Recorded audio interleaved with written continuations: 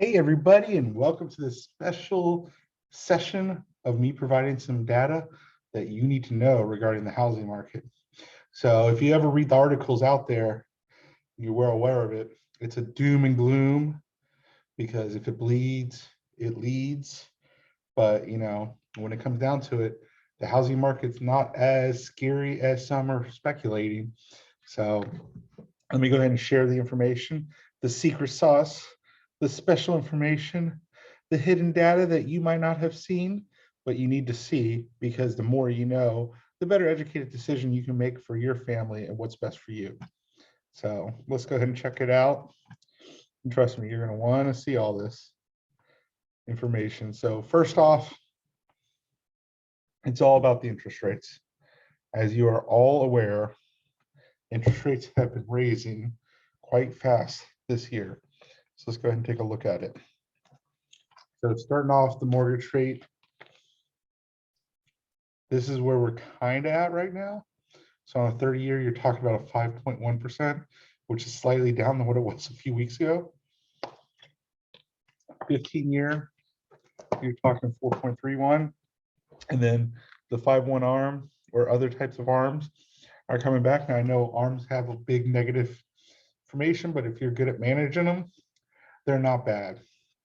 I've had ARMs in the past and they've never hurt me. But what I did do is make sure to pay down on my principal. I mean, I had a 5/1 interest only ARM, and if I didn't pay anything, the market will go up and down and my house still stays the same. So I always did pay down on it still. So, but these are big. Now, here's another big thing to point out. This is how the mortgage rates have been looking week over week since the end of December. So as you can tell, 3.1%, ridiculously low. And then we're at 5.1%. And we've been holding, kind of peaked up a little bit, but we came back down since late April. So hopefully it's going to be leveling off. But this isn't a doomsday scenario.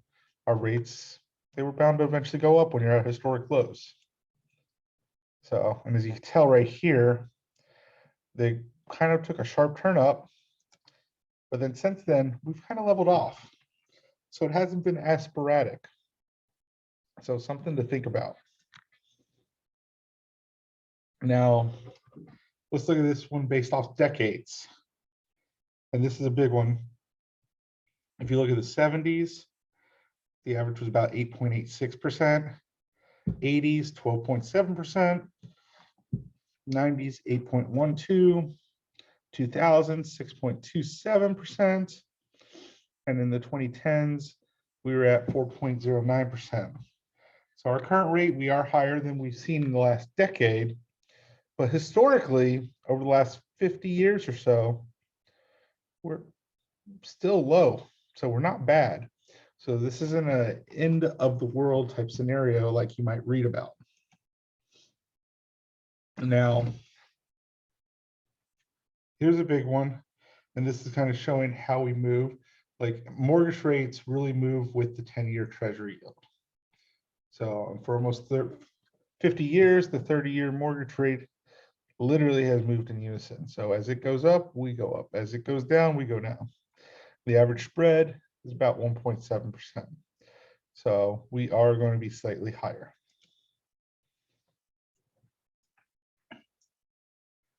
Now this is just showing it for this year so far. As you can tell, we have been moving in unison with it. But our spread is 2.4. So we are slightly bigger than what the average has been for the past couple of years. Now, here's a big thing. You always hear, are we in a housing market correction? The housing market's done. Are we at the peak? Are we going to start going down? How bad are we going to go down? Oh my God, the housing market can't keep this up. These are things I've read and seen, and I have to bite my tongue all the time. But here's a simple answer for you.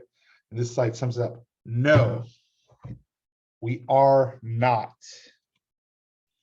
So the definition of a correction is a decline of 10% or greater in the price of the security, asset, or financial market. We are not going to see a 10% decrease in the housing market. I mean, here's our predictions, all positive for 2022 from all the leading indicators in Florida, or well, across the country, to be honest. So we got them as high as 10.8, as low as 5.8.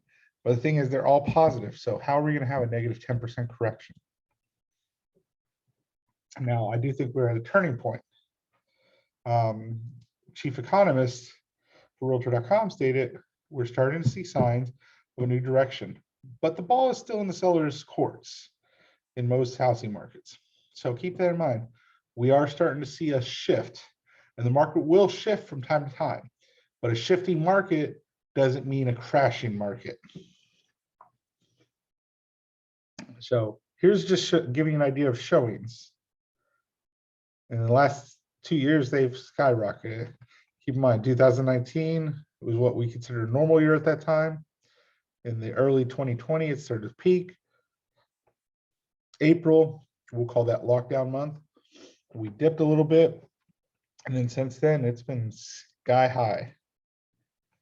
I mean, here's a line for what's pre-pandemic demand. We're well off of that. But if you look in the data that we have as of April, it is coming down slightly. We'll see where it goes with May. We don't have the May data yet, obviously. Now, we are starting to see existing home sales dip a little bit, but that doesn't mean anything bad within the market. So as you see in 2017, we sold 5.5 million. April 2022, at 5.6 million. So we're still booking. So, and these are pre-pandemic sales. Here's that line. Now, here's another indicator to look at is average days on market. We're starting to see homes sit a little bit longer, but sitting longer, like we've been spoiled with homes going under contract in a day or so. So now we think the market's crashing because they're not going as quick. But a healthy market is about 4, 5, 6 months of supply. And right now we don't even have that. I mean, look, the national average is 17 days. So the average home takes 17 days to sell. And as you see in Florida, we are having homes sit a little bit longer, but we're not as long as others. Now, here's a good one. Average number of offers. The national average is about 5.5. So Florida, our average is over 5 still. So we are still a hot market, but some of these other homes, they get 1, 2, 3 offers. Now, recession. Let's go ahead and just let the cat out of the bag. The economy seems to be heading for a recession. So recession, is that bad for the housing market? It does not mean a housing crisis. So Lawrence Young, chief economist from National Association of Realtors, if mortgage rates stabilize roughly at the current level of 5.3% and job gains continue, home sales could also stabilize in the coming months. Home sales in 2022 are expected to be down about 9%. And if mortgage rates climb to 6%, then the sales activity could fall by 15%. So we are going to see a little bit of a decline here. But total home sales forecast, we're still showing a decent amount of homes being sold in 2022.